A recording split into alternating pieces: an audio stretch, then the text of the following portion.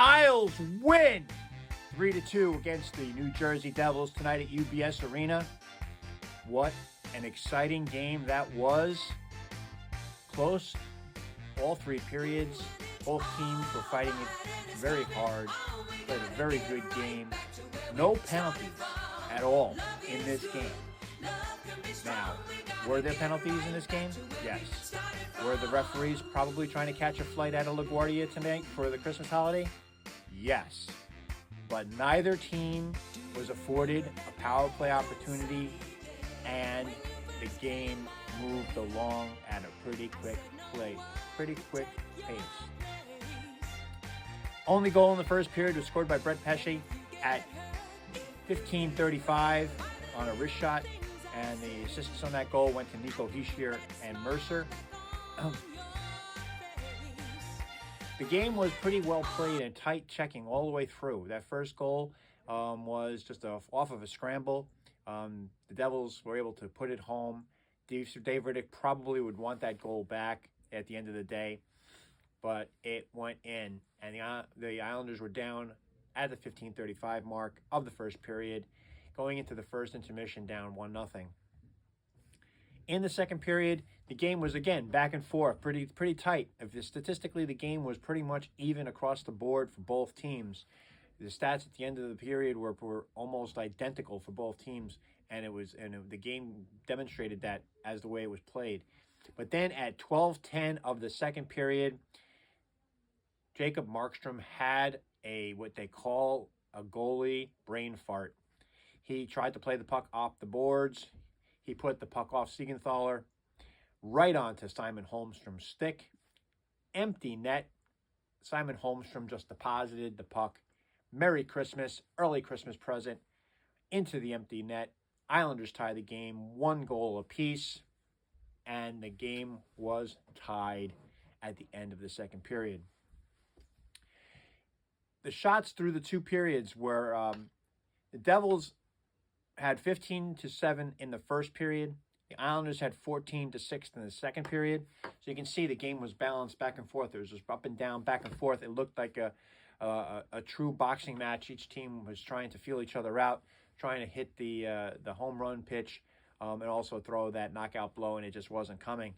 The game went into the third period again, back and forth, really tight. Both teams playing really well, tight checking through the neutral zone.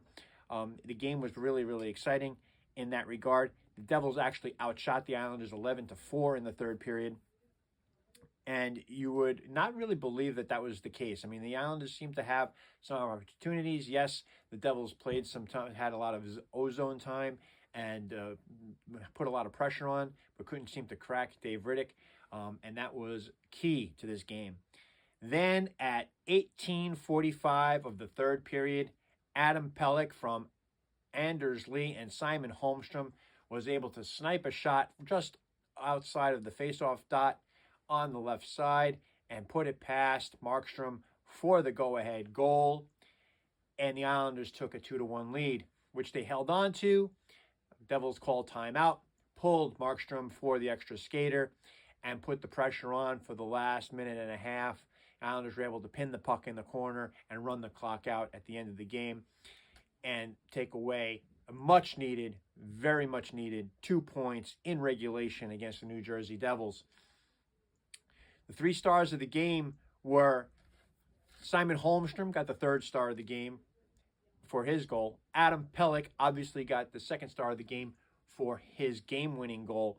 But the true star of this game was big save Dave Riddick, who came out and just played an amazing game. He got the 1st star, and it was worthwhile. Statistically, how did it go? The shots on goal for the entire game, the Devils had 32. The Islanders had 25. The Devils were actually better in the faceoff dot with a 55-45% advantage. They had less hits than the Islanders. The Islanders out-hit the Devils 26-15. And the Devils had more block shots, 20 block shots to the Islanders' 11. Giveaways was pretty even. The Devils had 15 giveaways. The Islanders had 14 giveaways. But the Islanders did something they really haven't been doing a lot of lately. They had a lot more takeaways. They had 8 takeaways in this game to the Devils 1. So at the end of the day, the Islanders walk away with an extremely important 2 points in the standings. And more important than that, they were 2 points in regulation, which now puts them at 44 points going into this break, right behind the Carolina Hurricanes, who have 47, and the Philadelphia Flyers have 43. Now, the Flyers have 2 games in hand on the Islanders. Islanders have played 37 games. The Flyers have played 35. The Carolina Hurricanes also have a game in hand on the Islanders. They've only played 36. But going into the wild card now, the wild card now belongs to the Washington Capitals at 43 points as well. They've played 37 games just like the Islanders, and the Florida Panthers are in the second wild card spot right now at 42 points with 36 games played. They have a game in hand. So that was a huge game for the Islanders because the Devils, by losing that game, have actually fallen 3 slots out of the second wild card spot at 41 points with 37 games played. And that shows you how tight these divisions are. It's just amazing to see how close they are in terms of from top to bottom. The Metropolitan Division from top to bottom, the Carolina Hurricanes lead the division with 47 points, and the Columbus Blue Jackets are last in the division with 36 points. But the spread right there, you can just see, 11 points separates top to bottom. First, second, and third place are only separated by 4 points, with the Islanders in second place with 44, the Flyers with 43, tied with the Capitals at 43, and the Rangers are right there with 42. So you can go from first place to sixth place really quickly in the Metropolitan Division, and that's also true of the entire conference. I mean, right now, the Eastern Conference standings, the Carolina Hurricanes are at the top of the conference with 47 points. The Detroit Red Wings, who won also again tonight, are also at 47 points. They have played 2 more games than the Carolina Hurricanes, so they are in second place. Then it's the Canadiens, and believe it or not, the New York Islanders are 4th in the conference with 44 points. Great night to be an Islander fan. The energy and the enthusiasm in UBS Arena was outstanding.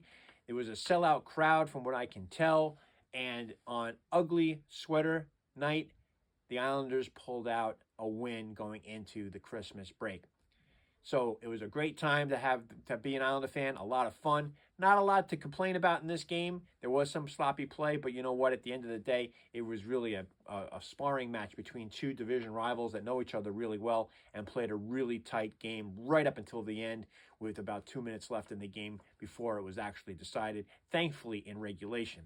So we go into Christmas with the Islanders winning 2-1, finishing this up to this break with 37 games played, with a 20-13-4 record and 44 points. Smile, folks, and have a Merry, Merry, Merry Christmas. I'll be talking to you folks over the weekend and talking about the upcoming game against the New York Rangers on Saturday the 27th, and then going into the New Year's Day afternoon game against the Utah Mammoth. So, for all of you out there, I wish you all a very Merry Christmas. If you celebrate Christmas, happy holidays to everyone else. And I'm just having a smile on my face that it's going to be a great night tonight. I'm really happy about it. I hope you are as well. By the way, I want to send a shout out to Charlie. Met him at the Section 109 bar right before the game tonight.